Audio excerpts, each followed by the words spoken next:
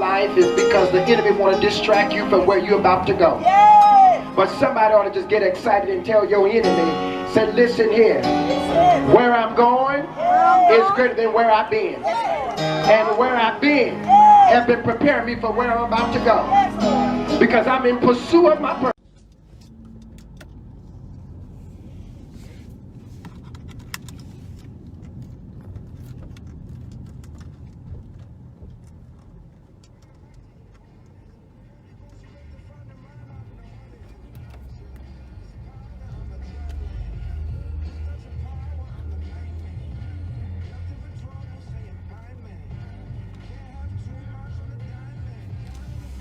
What's up, everybody? What's up, Maryland, Cheryl Jefferson, Mother Cotia, Phyllis, what's up? What's up, everybody?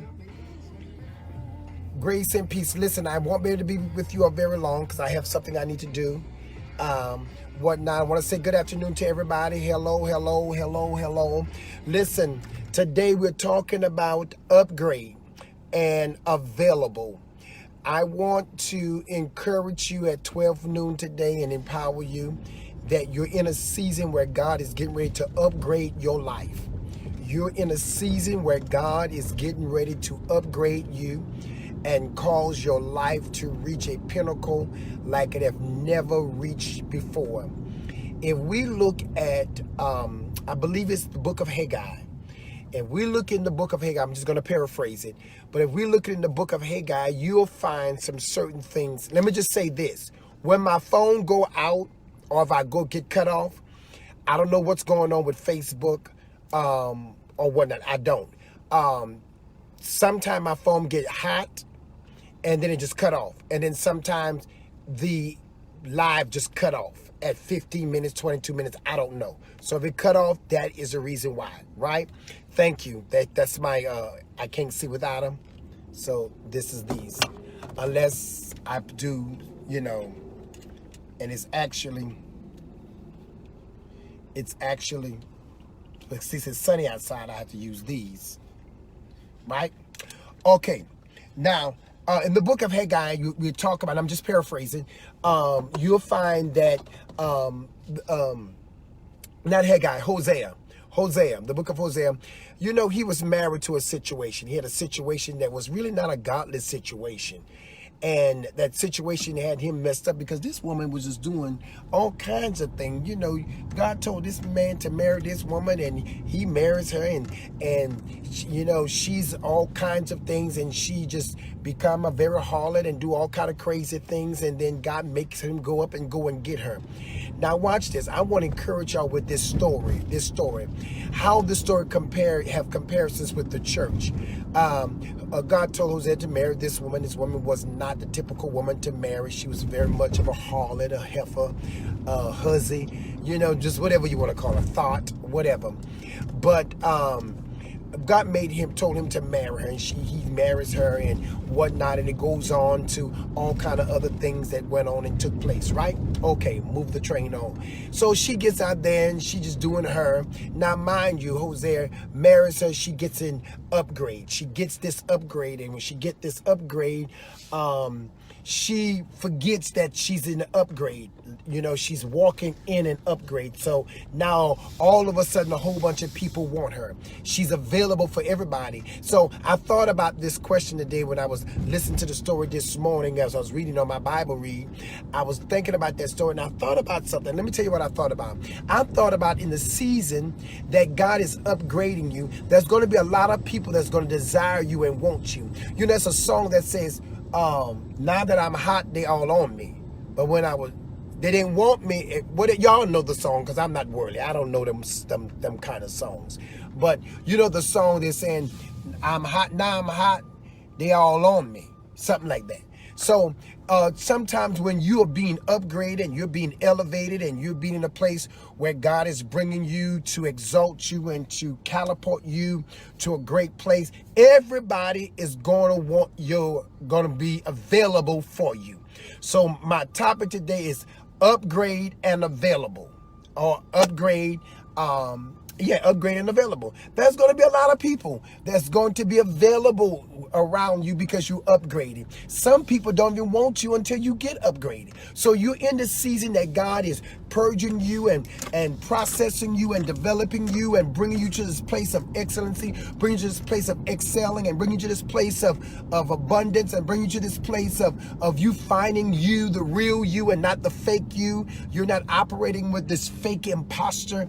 You're not operating in this malfunction system. Come on. You're finding out who you are as a woman, who you are as a man, who you are as a child of God, who you are walking and finding not just who you are, but whose you are. See, a lot of times we don't know who we are because we don't know whose we are. We don't know that our mama and our daddy are somebody of importance. I remember a story that I learned in the Baptist church. You know, when I first started preaching, and they was used to tell us stories, and the preacher was mentors about a story.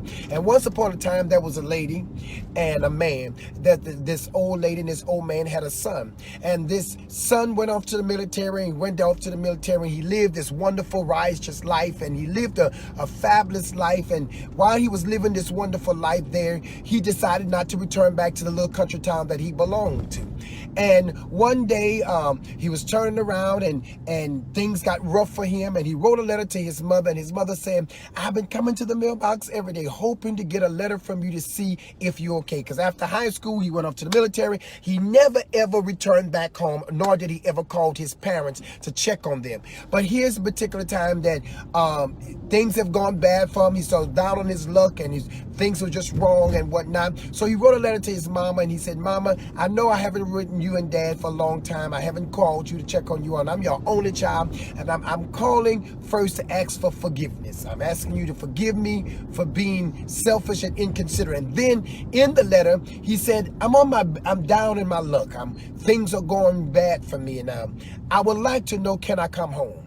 And if you want to, this is my mail returning address. You can return a reply. So the father replied. And when the father replied, he did not, I felt like tearing up right there. I just felt like tearing up right there. The father replied, and when he replied and stuff, the mother said to the father, our son called, wrote us, and here's the letter, and he read the letter, and the father replied with the letter, but his reply was, we always loved you. Watch this. And there was a first-class ticket. The young man get the ticket, and all they said was, we always loved you. And there was a ticket in the envelope. He gets the ticket, he goes down there to the airport, and gets on the plane, and he's in first class. He's in first class. And he was sitting there, and now his stomach was hungry. He was thirsty. He saw all these people eating around him. He saw that the seats was a little bit better than the seats behind the wall and whatnot. He saw all of this great things going on. But he did not know that he had the privilege to have whatever the flight attendant passed by with. The flight attendant would pass by and they said, what you like? He said, no. And they said, asked him, no. That's okay. I don't want anything. Well, the reason why he rejected the things that the flight attendant was giving to him that was free, because he didn't know that his mother and father had been saving up money just in case one day their only child wanted to come home. So sometimes you don't know what's in your upgrade because you're not familiar with who upgraded you. So here's this woman, the lady said, you sure? The flight attendant said, you sure you don't want anything? And the white guy that was sitting next to the young man, he said, you know you can get whatever you want because you're in first class. He said, yes, I know my mom and dad sent me this ticket, and I come from a poor family, and my family doesn't have much, and I want to just go home and be with my family and whatnot, and just go back and see my mom and my dad and whatnot. And the young man, the man sitting next to the young man said, listen, he said, let me see your ticket, because you're in first class. So he looked at the ticket, he said, yes, you're in first class. Anything that's up and down on this tray, you can have for free.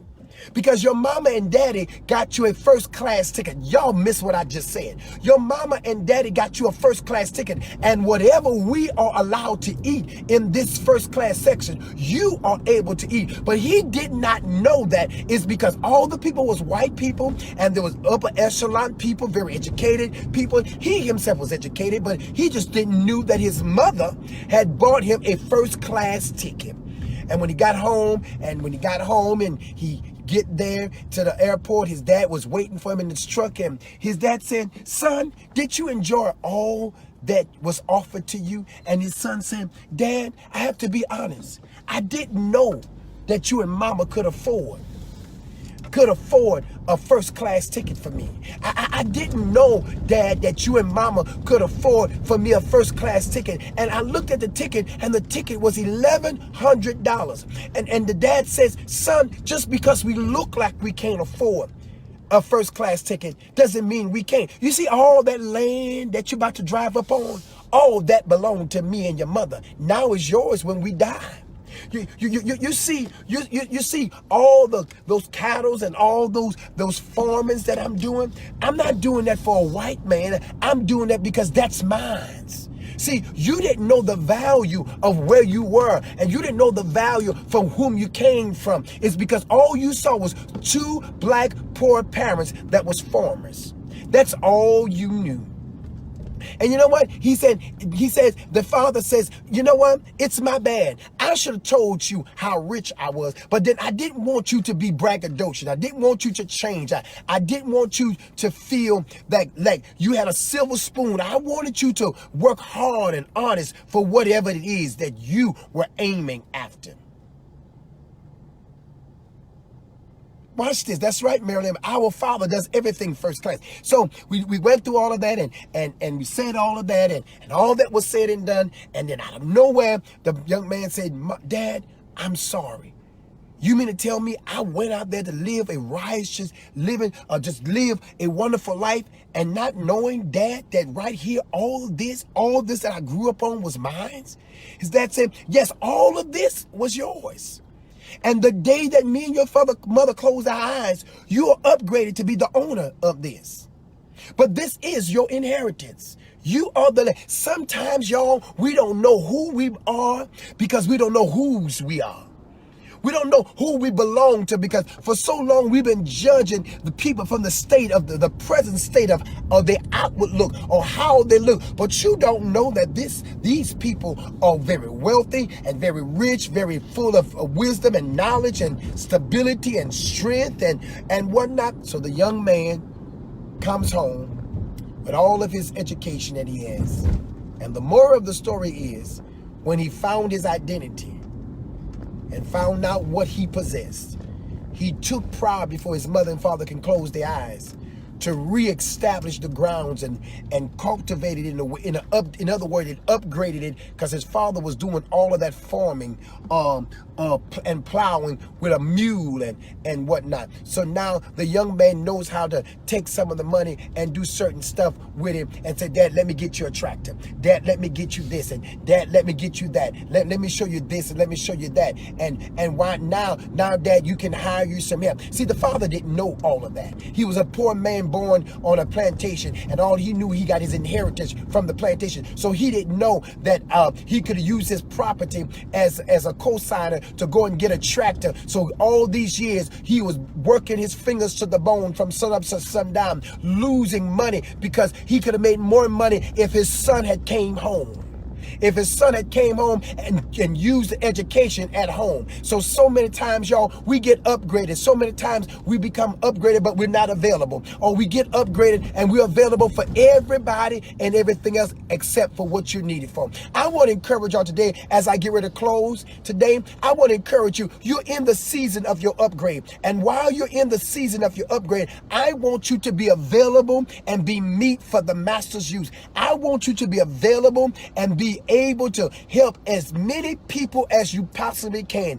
This upgrade ain't just for you. This upgrade is not for you to show off to your homies and your friend, but this upgrade is for to help better mankind, to help humanity, to help you, to help your future, to help your children, so that your children can be good humanitarians as they grow up, right? God said today to encourage y'all that he's married to you, and because he's married to you, you are not who you were.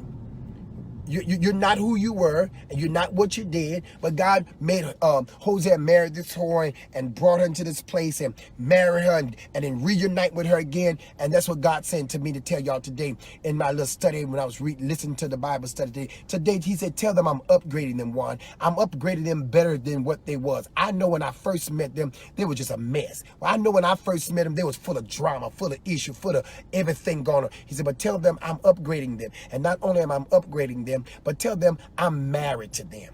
And because I'm married to them, they got my last name. And that's the only name. And that name is Jehovah. Y'all ain't saying nothing. Come on, I need y'all to understand that you're married to God. God is married to you. And his last name is Jehovah. So your name is Marilyn Jehovah. My last name is Juan Jehovah. And guess what? I got a whole bunch of credit cards under that man's name. Jehovah Jireh, Jehovah Nisi, Jehovah Shalom, the Jehovah El Elyon, Jehovah Adonai, Jehovah Sikkenu, Jehovah Shammah. I got a pocketbook full of credit cards that I got credit in any character that I need God to operate in me. I got credit with him to do that. I wish I had somebody can catch that right there. I wish I had somebody can help me blow their horn. Come on, I wish I can get somebody can help me holler, hallelujah. Come on, I wish I had somebody can help me. Glory to God. Listen, your last name is Jehovah because he's married to you. And every name that go behind Jehovah, that's a credit card. Look at all the credit cards you now possess. Look at all the credit cards that you now have. Right? Now I'm arriving to pick up my client. I love each and every one of you. I have to have y'all a short day today. I have to give y'all a short day today. But this short day is very impactful and very empowered. That's very powerful and impactful. Watch this. You are married to God and you carry his last name. And every credit, every character that's behind God's last name is now yours. Jehovah Jireh, that Jireh is a credit card. Nisi is a credit card. Shalom is a credit card. Rohi is a credit card. Rofa is a credit card. Sitkanu is a credit card. All those different credit cards, those different last names is now credit for you. You have a line of credit is in the kingdom that you can have because you're married. God is married to you. He's even married to the backslider. So come on and get your upgrade and let the devil know I'm available for God, but I'm unavailable for you. God bless you. Remember this, never look down on somebody unless you have the intention of picking them up. If you miss me on the air tomorrow morning at 7 o'clock, I got my rapture clothes on. Catch me in there because I'm living rapture ready. Bye-bye now.